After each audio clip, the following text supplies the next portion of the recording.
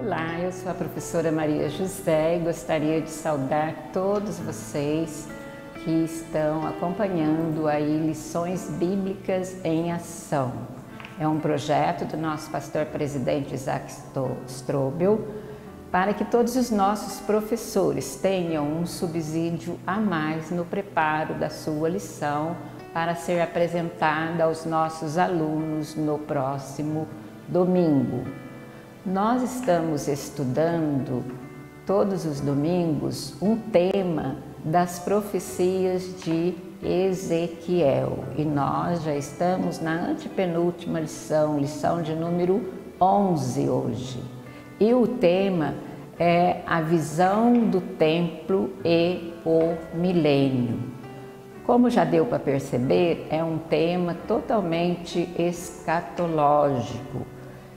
Por que escatológico? Porque são eventos que ainda vão acontecer e nós cremos na revelação bíblica e sabemos que isso vai acontecer.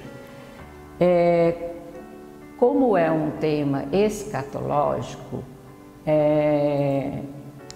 fatos que ainda vão acontecer, então é interessante o professor procurar situar bem este tempo, o tempo do milênio, quando vai acontecer. Na última lição nós falamos de diversos eventos que iria anteceder a descida de Jesus no Monte das Oliveiras. Então eu voltei com o último slide da última lição para vocês poderem se situarem, saberem os eventos que irão acontecer antes do milênio. Então vamos recordar, vai acontecer o arrebatamento da igreja. E do arrebatamento da igreja vai tirar uma população do milênio e que com essa população do milênio vinda do arrebatamento da igreja, tanto do Antigo Testamento, do Novo Testamento e os salvos da grande tribulação. Então, em decorrência do arrebatamento da igreja, esta população de salvos desde o Antigo Testamento, do Novo Testamento e dos salvos que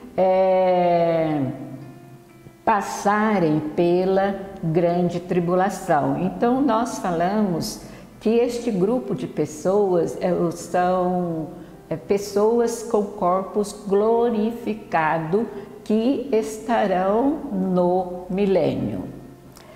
Outro evento que vai acontecer antes do milênio é o juízo de Deus sobre a terra, que nós chamamos de grande tribulação, que vai do capítulo 6 ao 16 de Apocalipse.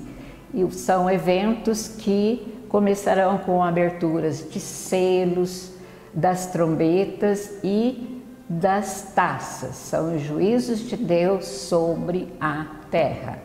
Outro evento é a Guerra do Armagedon, que essa guerra vai acontecer bem no final da grande tribulação, vai marcar o final da grande tribulação. Como vai acontecer? O anticristo, ele vai se voltar contra o povo judeu.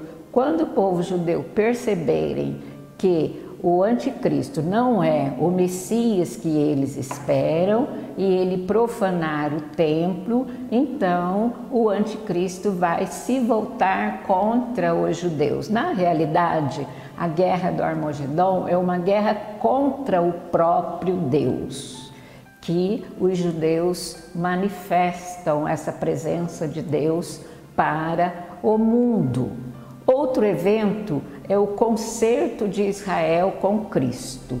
Então, nessa guerra do Armagedon, Israel não tem quem os socorra. Então, Jesus vem em socorro do seu povo e vai descer no Monte das Oliveiras e o povo judeu vai reconhecer que Jesus é o Messias, que eles esperavam. E Jesus então vai fazer ali um concerto com o povo de Israel e depois adentrarem ao milênio. E o anticristo e a besta serão lançados no lago de fogo e enxofre. E o último evento vai acontecer, vai ser o julgamento das nações. E então essa população estará pronta para adentrar ao milênio. Então esses são os eventos que antecedem o começo do milênio, que começa quando Satanás for preso pelo período de 1000 anos. Então eu coloquei aí como texto base do milênio Apocalipse capítulo 20 de 1 a 7. Até nós podemos ler porque eu não coloquei em slide para vocês. Então é o capítulo 20, deixa eu achar aqui, do verso 1 a 7. Vamos acompanhar aí na Bíblia de vocês? Fala o seguinte: E vi descer do céu um anjo que tinha a chave do abismo e uma grande cadeia na mão. Ele prendeu o dragão e a antiga serpente, que é o diabo e Satanás, e amarrou-o por 1000 anos. E lançou-o no abismo e ali o encerrou e pôs selo sobre ele para que não mais engane as nações até que os 1000 anos se acabem. E depois importa que seja solto por um pouco de tempo. E vi tronos, e assentaram-se sobre eles aqueles a quem foi dado o poder de julgar.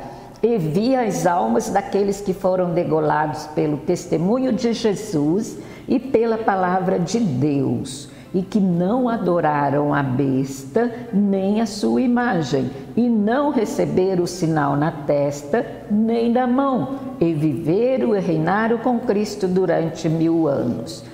Mas os outros mortos não reviveram, até que os 1000 anos se acabaram. Esta é a primeira ressurreição.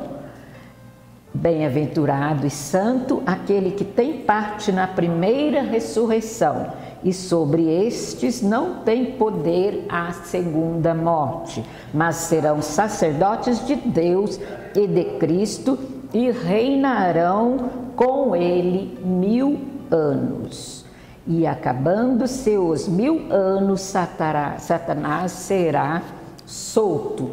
Notem que nesta passagem que nós lemos, que é o texto base do Milênios, 6 vezes aparece a expressão 1000 anos. Então o milênio, é claro, não tem dúvidas, dá para entender direitinho essa passagem de Apocalipse 20, 1 a 7.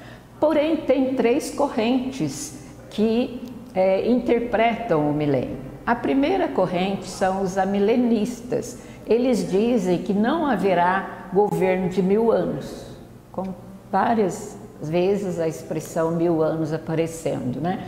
Cristo voltará após um período não especificado, banirá Satanás e estabelecerá um novo céu e uma nova terra para a eternidade. Então, os amilenistas não acreditam que haverá esse período de 1000 anos. Existe a segunda corrente, pré-milenista. Prega que Cristo voltará à terra na segunda fase da segunda vinda para reinar por 1000 anos. É esta que nós defendemos por ter maior amparo bíblico. Existe a terceira corrente, pós-milenista. O milênio será um período de cristianização através da obra da igreja, e isso influenciaria progressivamente o mundo com justiça e paz. Essa corrente é pregada pelo ecumenismo, quando haverá um só pastor, uma só igreja, etc. Porém, não tem muita base bíblica. Então, o texto áureo da nossa lição fala assim: e clamavam uns para os outros, dizendo: Santo, Santo é o Senhor dos exércitos, toda a terra está cheia da sua glória. Quando ele fala toda a terra está cheia da sua glória, refere a esse período do milênio, que a glória de Deus encherá toda a terra. A verdade prática, o ultraje à santidade divina traz destruição espiritual. A santidade de Deus é a expressão máxima de sua glória. Então, a leitura bíblica em classe está em Ezequiel 43, 1 a 9. Está aí no texto da nossa lição, né? Ezequiel 43, 1 a 9. E os objetivos da lição, também coloquei, é mostrar a revelação de Ezequiel após a restauração do templo, identificar o templo do milênio e relacionar o templo do milênio com a santidade e a glória de Deus. Então, a lei do milênio é a santidade, está lá em Ezequiel 43, 12. A gente até já pode antecipar e dar uma lida para vocês, que fala assim: esta é a lei da casa, sobre o cume do monte, todo o seu contorno em redor será santíssimo, eis que esta é a lei da casa. Então, santidade é a palavra-chave da nossa lição. E o que é santidade? É a separação ou renúncia de tudo aquilo que é impuro, tudo aquilo que é profano, tudo aquilo que impede a nossa obediência e santificação a Deus. A introdução fala assim: os oráculos divinos substituem castigos e juízos por bênçãos futuras. Então, até aqui o profeta falou de castigos, de juízos, de ameaças, mas isto agora, a partir do capítulo 40, que constitui o final das revelações de Ezequiel, vai falar de bênçãos futuras. Vai falar também da volta da glória de Deus ao templo, como parte das promessas divinas de restauração. Então, a primeira parte da nossa lição, ela dá ênfase para o retorno da glória de Deus. E a glória de Deus entrou pela porta oriental. Fala assim: e pararam, quem pararam? Os querubins, e pararam a entrada da porta oriental, e a glória do Senhor se alçou desde o meio da cidade. E se pôs sobre o monte que está no oriente da cidade, o Monte das Oliveiras. Então, a glória do Senhor, quando deixou o templo, quando deixou a cidade de Jerusalém, ela deixou pela porta oriental. E quando a glória de Deus retorna, fala o versículo 43, 4 de Ezequiel, fala assim: a glória do Senhor entrou no templo pelo caminho da porta, cuja face está para o lado do oriente. Então, a glória de Deus se ausentou pela porta oriental e agora ela volta pela porta oriental e volta com muito poder, como o poder de muitas águas, e enche toda a terra da glória de Deus. O nosso comentarista, ele até colocou aqui que João, lá no capítulo 1, verso 14 de João, ele fala: vimos a sua glória, como a glória do unigênito do Pai, cheio de graça e de verdade. Então, toda a terra resplandeceu por causa da sua glória. E esta porta oriental, ela é muito famosa, ela é conhecida como Porta Oriental, como Porta da Misericórdia e como Porta Formosa. Lá no capítulo 44 de Ezequiel tem referência a essa porta, mas antes eu quero falar para vocês um pouquinho de história. Houve no período do domínio otomano, o sultão Suleimã, lá no século mais ou menos 16, ele mandou fechar esta porta. E nós sabemos que Jesus, na sua última entrada em Jerusalém, quando ele desce do Monte das Oliveiras, diz que ele entrou em Jerusalém por essa porta.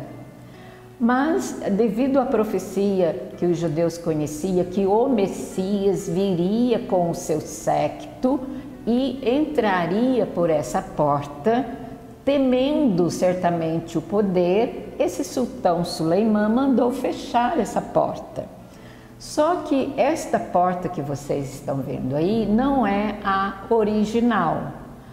A original, ela está abaixo desta porta. Houve uma escavação e a escavação parou exatamente quando a copa desses dois arcos começou a aparecer. A volta, assim, a copa deles começou a aparecer. O sultão Suleimã embargou a escavação e não continuou. Mas mais tarde, em 1969, Fleming, um fotógrafo de arqueologia, ele foi fotografando ali aquela escavação e percebeu que aquele arco era exatamente o arco dessa porta que hoje nós podemos observá-la lá do Monte das Oliveiras. Todos que vão a Jerusalém fazem questão de tirar essa foto aí.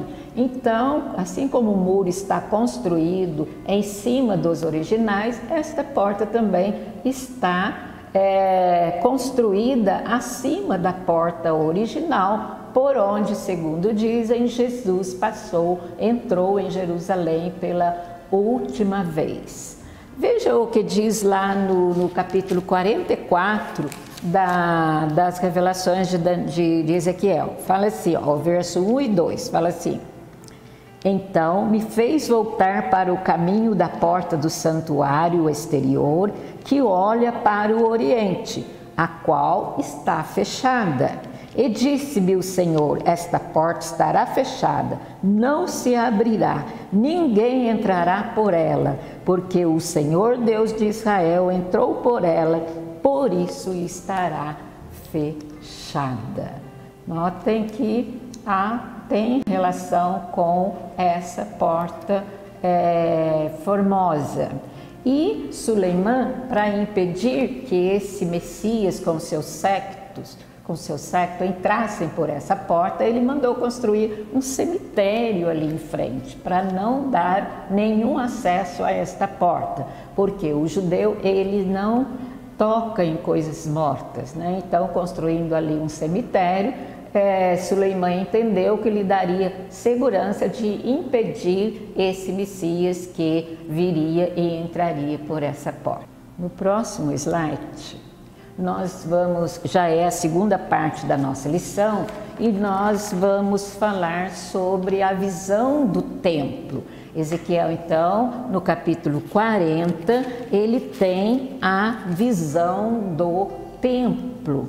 E eu creio que foi um momento assim muito áureo na vida de Ezequiel, quando ele tem essa visão do templo. Parece que foi assim uma consolação de Deus para o profeta, porque vamos recordar um pouquinho da vida do profeta Ezequiel.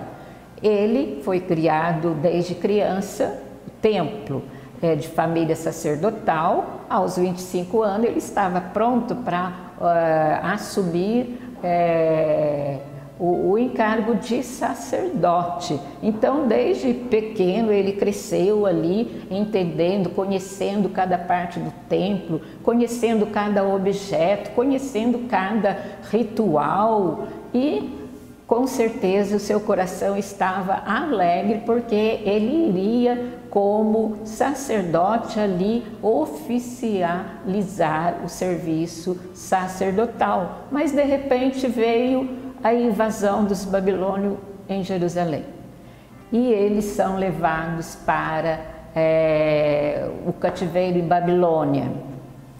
e o sonho do serviço sacerdotal ficou sem ser realizado na vida do profeta Ezequiel. Veja bem, um jovem com todo o sonho de realizar aquele serviço, de repente ele é tirado dali. E quando essa profecia, essa visão aconteceu, já fazia 25 anos que eles estavam no cativeiro e já fazia 14 anos que o templo havia sido destruído. Então, quando o profeta tem essa visão do templo de Deus, eu acho que o seu coração se alegra. Mas Deus conforta aquele que lhe é fiel. Ezequiel, ele seria sacerdote, ele representaria o povo diante de Deus. Mas Deus o chama para ser atalaia, para ser o porta-voz de Deus, para representar não o povo, mas representar Deus na vida dos exilados. Ezequiel, então, agora consola mais uma vez o seu coração, tendo a visão do templo do milênio. E esta foi a visão que ele teve. Em visões de Deus me levou à terra de Israel e me pôs sobre um monte muito alto, e havia sobre ele como edifício de cidade para a banda do sul. Essa foi a visão que ele teve. Um monte muito alto e o templo ali erguido, tomando toda aquela colina. Um templo diferente.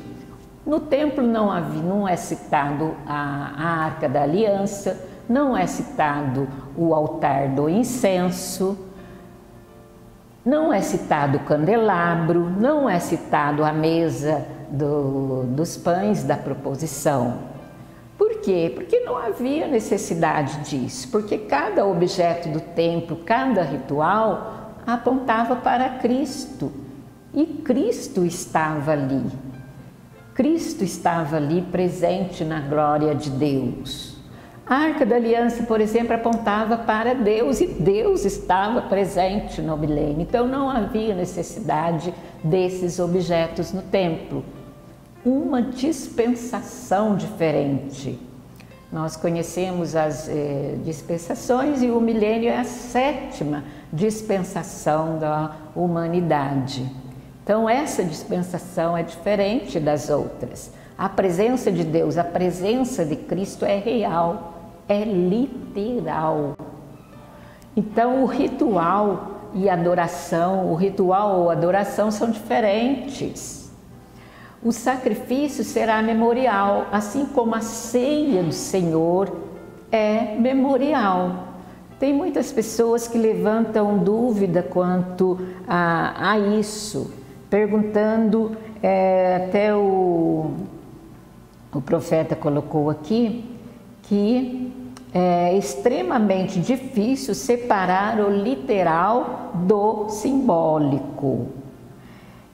A era messiânica é marcada pela presença real e literal de Cristo. E o mais difícil que tem para se entender é como serão realizados os sacrifícios no milênio, se Jesus é o sacrifício perfeito, o único, sacerdote único. E o apóstolo Paulo fala aqui na parte, subitem 4 da lição, o apóstolo Paulo usa uma linguagem metafórica do sistema de sacrifício do Antigo Testamento para o culto e o serviço cristão, dizendo que o nosso sacrifício é o culto com o uso da nossa razão, onde apresentamos os nossos corpos em sacrifício vivo, santo e agradável a Deus. Então, o sacrifício que acontecerá no milênio será um sacrifício memorial. Vamos ler Mateus 26 e 29? Aí talvez dê para entender um pouquinho mais. Mateus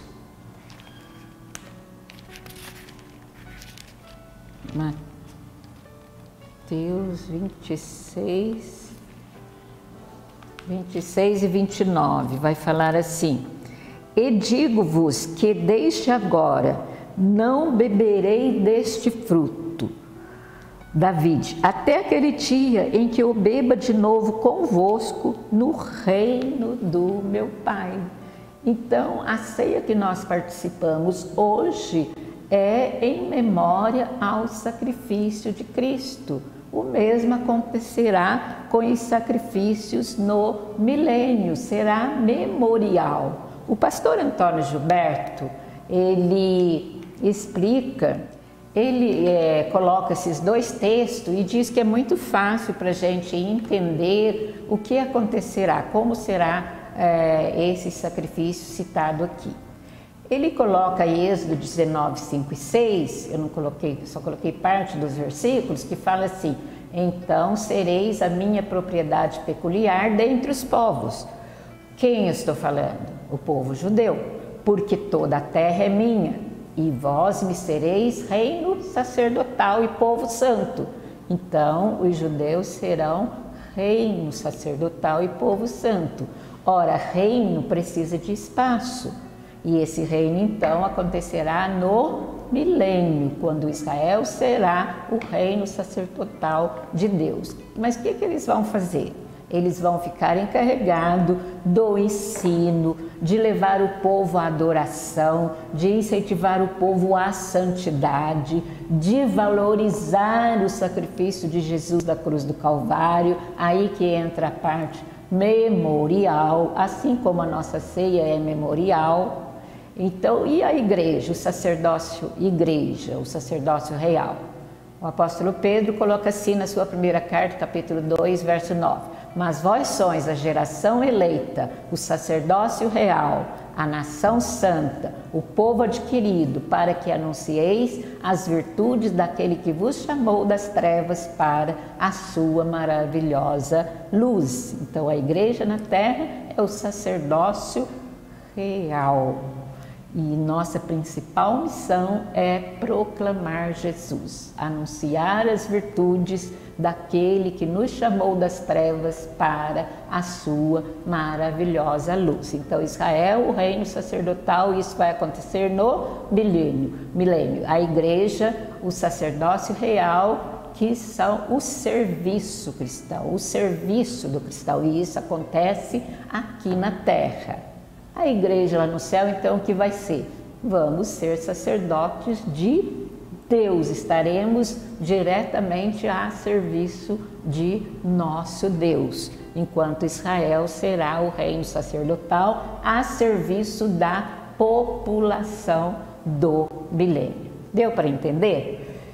Vamos passar então para o próximo. Eu coloquei aqui, a título de curiosidade, que na Bíblia há 8 referências de templos, sendo 5 físicos e 3 simbólicos, comparativos ou espirituais.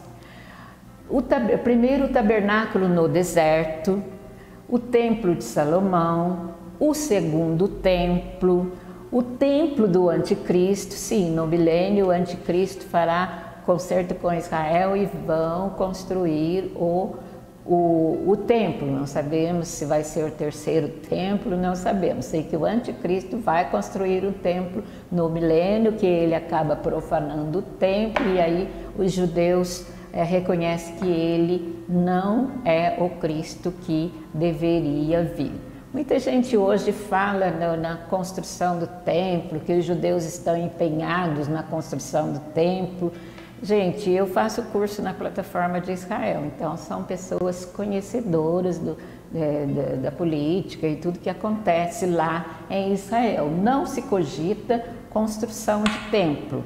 Isso daí é mais um sonho, uma utopia dos judeus mais radicais, um grupo pequeno, mas que não tem nenhum lugar determinado para construção do terceiro templo. E nem eles querem se envolver nisso, porque geraria ali uma briga ferrenha com os árabes. E Israel busca a paz. Então não se cogita construção de terceiro milênio. Isso é mais sensacionalismo de vídeo, YouTube. Na realidade não tem assim uma notícia verdadeira a respeito. Sabemos sim que na grande tribulação o anticristo se empenhará para a construção de um templo. E o outro templo é o templo do milênio. Do 6, o 7 e o 8 são templos simbólicos, né? A igreja é possessão de Cristo, é o templo de Cristo.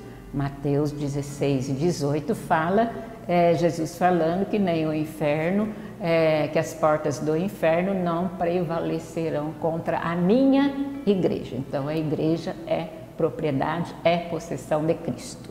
A igreja como corpo de Cristo. A igreja, nós fazemos parte do corpo de Cristo, nós fazemos parte como igreja de Cristo.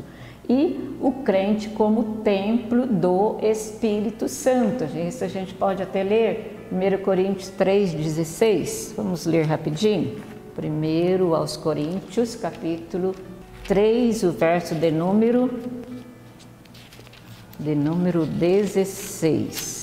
Não sabeis vós que sois o templo de Deus e que o Espírito de Deus habita em vós? Então, nós somos templo de Deus e o Espírito Santo habita em nós. Então, essas são as referências de templos ou igrejas que nós podemos encontrar na Bíblia. A terceira parte da nossa lição, e já caminhando para o encerramento, fala da santidade e a glória de Deus. Então, a lei do milênio é santidade e glória de Deus. A lei do milênio é a santidade, né? Então, o milênio será um período ou um governo será teocrático, né? Porque Jesus ele governará diretamente no milênio. Então, será um reino de justiça, de paz e de alegria, porque Jesus é paz, Jesus é justiça e Jesus é alegria. Então, será um governo inteiramente teocrático. Jesus estará governando no milênio e a glória de Deus encherá a terra. Essa glória de Deus, esse sol de Deus é diferente do nosso sol, é um brilho mais intenso que ninguém consegue se esconder da presença de Deus no milênio. Será um reino universal. Jesus proclamará paz às nações e dominará de um mar a outro. Terá uma capital universal. Jerusalém será a capital universal do milênio. E todas as nações aí se reunirão para honrar o nome do Senhor. E quem vai coordenar tudo isso? O povo de Israel. Nós vemos que eles serão reino sacerdotal no milênio. Então, todo o serviço de sacerdócio será feito pelo povo judeu. E a igreja, sacerdotes de Deus, estará no céu, né? A Jerusalém vai descer, mas não vai tocar a terra. Então, estará na Jerusalém celeste. O milênio será um reino universal. Então, aquela oração que a gente faz frequentemente é um modelo de oração que nós clamamos: Pai nosso que estais no céu, venha o teu reino. Vai se realizar no milênio. O reino de Deus estará na sua plenitude no milênio. Os reinos do Senhor vieram a ser de nosso Senhor e do seu Cristo, e ele reinará para todo sempre. Então, como eu falei, o reino milenal será um reino totalmente com a presença de Cristo, um reino teocrático. E é um reino de justiça, de paz, de alegria, que a terra passará por grandes transformações após o período da grande tribulação, guerra do Armagedon. O mapa do mundo será outro.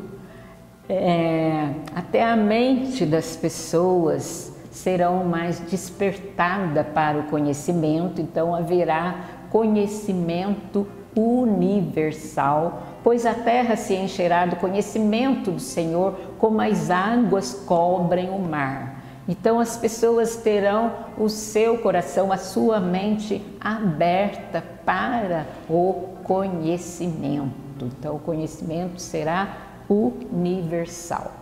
Então, voltando à nossa conclusão, eu coloquei aí na nossa lição, ela fala assim, que todas as ações, as revelações de Ezequiel, o que marcou essas revelações foi a glória de Deus, a visão da glória de Deus. Essa visão era tão forte na vida do profeta Ezequiel que eu não marquei todas as vezes que ele escreveu que eu caí sobre o meu rosto. Era tão forte que ele caía. Daniel também, as visões de Deus eram tão fortes que ele caía, de tão forte que era. E Ezequiel também. Então, lá no capítulo 1, ele tem a visão da glória de Deus. Quando Deus o chama para ser atalaia, ele tem a visão da glória de Deus e ele cai também sobre o seu rosto. E ele escreve assim, o nosso comentarista escreve, o retorno da glória de Deus acontece depois da restauração espiritual de Israel, do novo templo, que Deus mostrou a Ezequiel. Então, no capítulo 40 de Ezequiel, nós temos a visão da glória de Deus, né? Ou seja, a visão do templo, a restauração do templo. E no capítulo 43 nós temos a visão do retorno da glória de Deus. Notem, depois que o templo é restaurado, que o templo é cheio da glória de Deus. Toda a terra está cheia da glória de Deus. Toda a terra enche-se da glória de Deus. Quer ver? Deixa eu ler aqui, né? Aqui, ó. Eis que a glória de Deus de Israel vinha do caminho do Oriente, e a sua voz era como de muitas águas, e a terra resplandeceu por causa da sua glória. Então, o retorno da glória de Deus acontece depois da restauração espiritual de Israel no novo templo. E note bem, fala da restauração do novo templo. Depois da restauração do novo templo, que a glória do Senhor enche o templo. Isso passa uma lição prática para nós, que a glória de Deus não habita em templo quebrado, em templo desestruturado. Por isso nós temos que cuidar do nosso templo, nós temos que manter o templo completamente ou continuamente restaurado. Lembra do profeta Elias? Deus se manifestou ali no sacrifício, mas antes ele restaurou o altar. Então, essa grande lição para nós. Quer que a presença de Deus esteja em você continuamente, mantenha o seu corpo restaurado. Mantenha-se diante de Deus, né? A glória de Deus acontece depois de uma restauração espiritual. Então nós vamos encerrar aqui e que Deus possa abençoar a sua aula. Amém?